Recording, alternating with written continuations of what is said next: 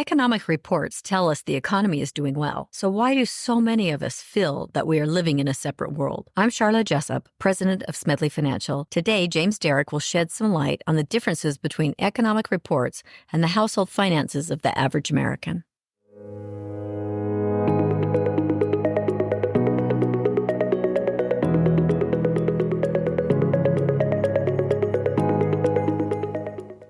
Welcome to the SFS Power Up Wealth podcast, where we provide impactful insight and expert opinions on timeless financial principles and timely investment topics, preparing you to make smarter decisions with your money.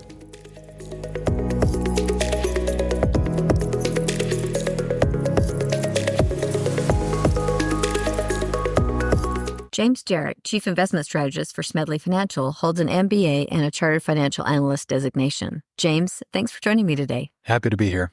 In talking with family and friends and clients, I can see that many of us are struggling to make our money stretch.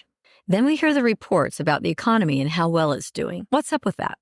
Well, it's been dubbed the Vibecession, which was a term coined by Kyla Scanlon. She's like a TikTok phenomenon who goes on and explains economics in 30 or 60 seconds. And it's basically the disconnect between the economy and people's perception. People feel terrible, and no matter how hard the politicians try to convince us that things are good, we don't feel good. Understandably, it's hard to feel good when you feel like when you're making decisions as to what you're going to cut out of your budget on a monthly basis. Yeah, so it's a really interesting time because jobs are still plentiful. The job market's not as strong as it was a year ago. It's definitely not as strong as it was 3 years ago. The unemployment rate is 4%. That's pretty good. It's come up from 3.4. So the momentum is not good. There is some slowing going on, but jobs are still good. I think the real problem is not the economy, but it is inflation still. And inflation hits every individual pocketbook, maybe differently than we would see it as reported in CPI. Yeah, exactly. I mean, in a recession, a certain number of people lose their jobs. A percentage, the unemployment could go from 4% to 6%. And so there's 2% of people that lost their jobs, and that's really painful to them. Inflation is different because it hits everybody. And the personal inflation rate that listeners are dealing with could be wildly different from the official numbers. You could have medical bills, and so the change in medical expenses would change your inflation rate more than other items. It could be that you have a child turn 16 and they need a car to get to and from places. Well, suddenly your expenses just went up, and it's certainly not captured in inflation. And so people are dealing with all kinds of issues. Add on top of that, the very things that have been going up the most in inflation recently are the necessities. Homes are still expensive. Insurance is the number one driver of inflation right now. Auto insurance specifically is 20%. I think we've talked about it many times. Well, if you have a car, you're required by law to have auto insurance, so it's a necessity. And if it goes up 20%, well, your insurance costs just went up 20% too. Oh, and by the way, your quality of life has not changed at all. It's not like you have better insurance. It's the same insurance. It just costs 20% more. So now you have less money, the same quality of life. But getting back to the economy is actually growing, because that 20% increase in insurance shows up as higher GDP. And so perhaps this is a limitation or a weakness in the way that we measure things, but it's a fantastic example of how the economy is growing, but it doesn't feel good. We can see how that's happening and the change. You look at some of the people who are dealing with inflation, individuals in their homes and those who were making it before, and some of these expenses have gone up. And when inflation comes down, that doesn't mean that the prices drop necessarily. It just means they stop going up. So people are still caught in that level of higher prices for so many things. And people who have very limited discretionary money available to spend are being hit very hard. And I think we're starting to see credit cards change. Does that have an impact? Oh, for sure. I mean, people start getting stretched little by little. That's why we call inflation the silent killer, because it moves up so gradually, sometimes you don't even notice. And then suddenly you may look at your bank account and be like, oh my gosh, I don't feel like I'm spending more than I used to. I'm just buying the same groceries I always did. We're not eating out more than we used to eat out. But our dollars are just not stretching as much. And so very subtly, the expenses increase. And for all Americans, credit card balances are up to record highs. Of course, the interest rates are also record highs. And the number of individuals in default or delinquency are moving up significantly. I think it's doubled in the last year. So it's not that everyone is in trouble. It's just that there is a percentage of the population that's struggling greatly. But I think everybody is feeling it. Because of that, would you say then that consumer spending has maybe stopped? I mean, we're spending on necessities, but what about the extras? Has that... So what we see in consumer spending, this is a great question because it's, when we talk about employment, it's kind of a lagging thing, and the employment numbers are slow to change. But consumer spending leads the economy, and consumer spending is flatlined. By some measurements, it's down. By others, it's just at zero. So if we're spending 20% more on insurance, for example, and then we cut back that same dollar amount somewhere else, then consumer spending would be zero. And that's exactly what we're seeing at this point in time. It's actually something to really watch for those who are curious and want to stay in touch with what's going on. Consumer spending is a really smart number to watch right now. As that slows, that can be very recessionary. Yeah, it doesn't take much. I mean, it's not like a massive number. If there were a 2% decrease in spending by consumers, that would be significant. It might not sound like much, but that is significant. And because consumers represent, the current number is 67% of the economy. That's huge. Yeah.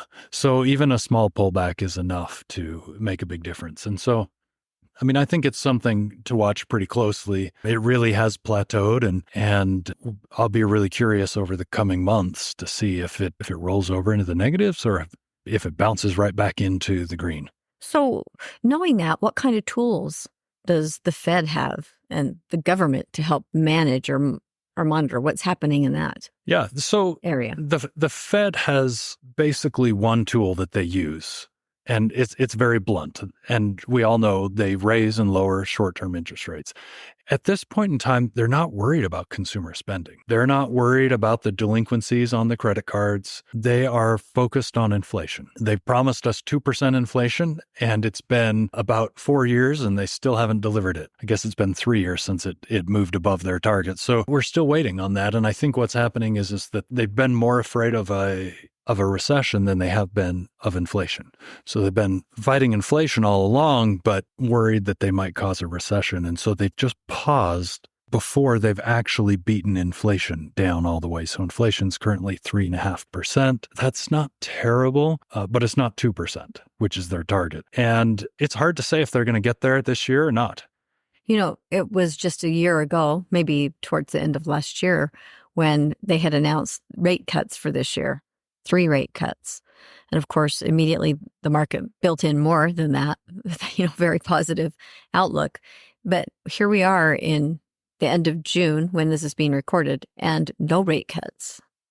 Yeah, according to projections at the end of December last year, we should have had 3 or 4 rate cuts by now because investors had moved interest rates in a way that priced in 7 rate cuts, and the Fed has done 0. And I think that they probably will lower rates, but maybe just 1 or 2 times, and it's no guarantee.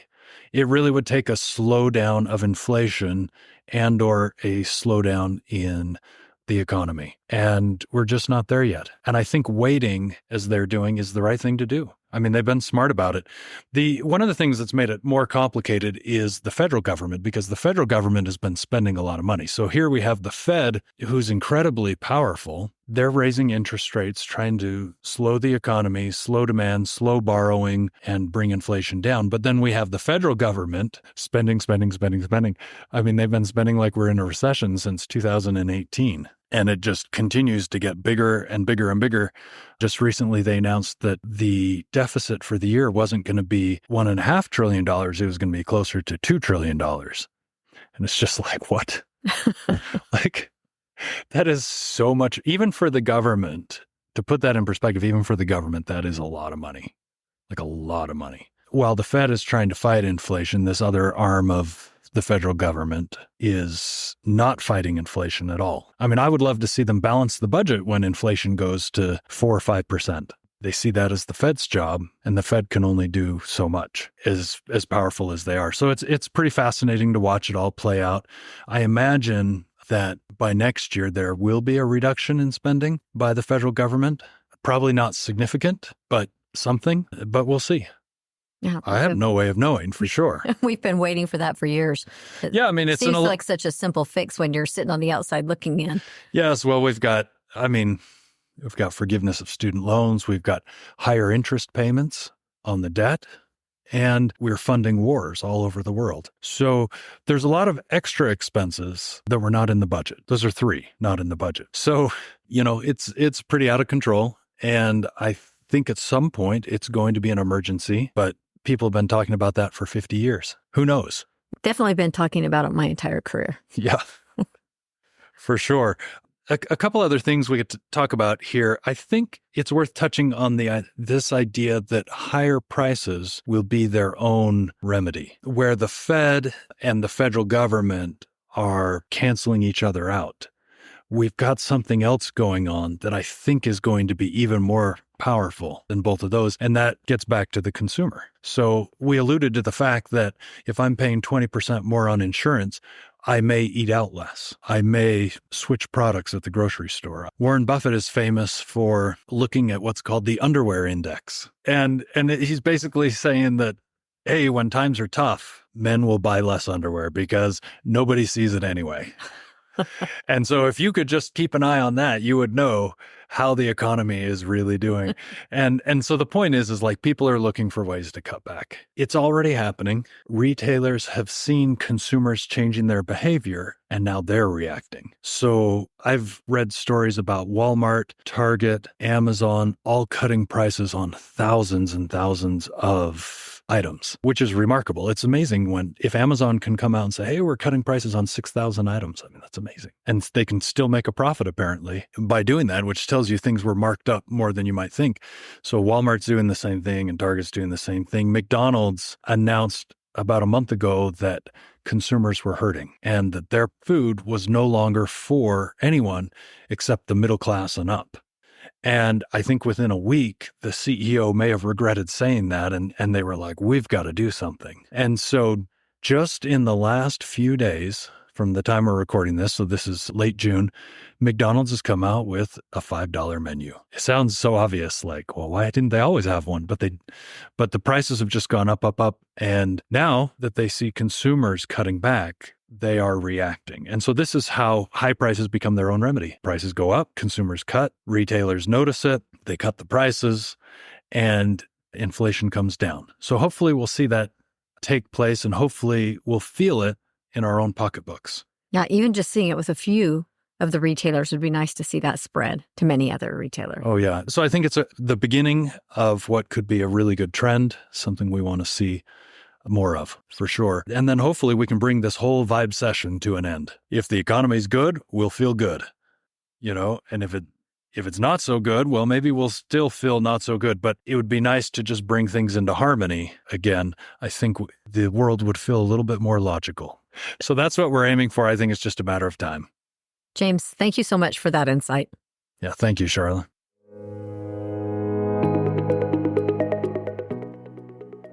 Thank you for joining the Power Up Wealth podcast. Smedley Financial is located at 102 South, 200 East, Suite 100 in Salt Lake City, Utah, 84111. Call us today at 800-748-4788. You can also find us on the web at smedleyfinancial.com, Facebook, Instagram, Twitter, and LinkedIn. The views expressed are Smedley Financial's and should not be construed directly or indirectly as an offer to buy or sell any securities or services mentioned herein. Investing is subject to risks, including loss of principal invested. Past performance is not a guarantee of future results. No strategy can assure a profit nor protect against loss. Please note that individual situations can vary. Therefore, the information should only be relied upon when coordinated with individual professional advice. Securities offered through Osaic Wealth, Inc., member FINRA SIPC. Investment advisory services offered through Smedley Financial Services, Inc. Osaic Wealth is separately owned, and other entities and or marketing names, products, or services referenced here are independent of Osaic Wealth.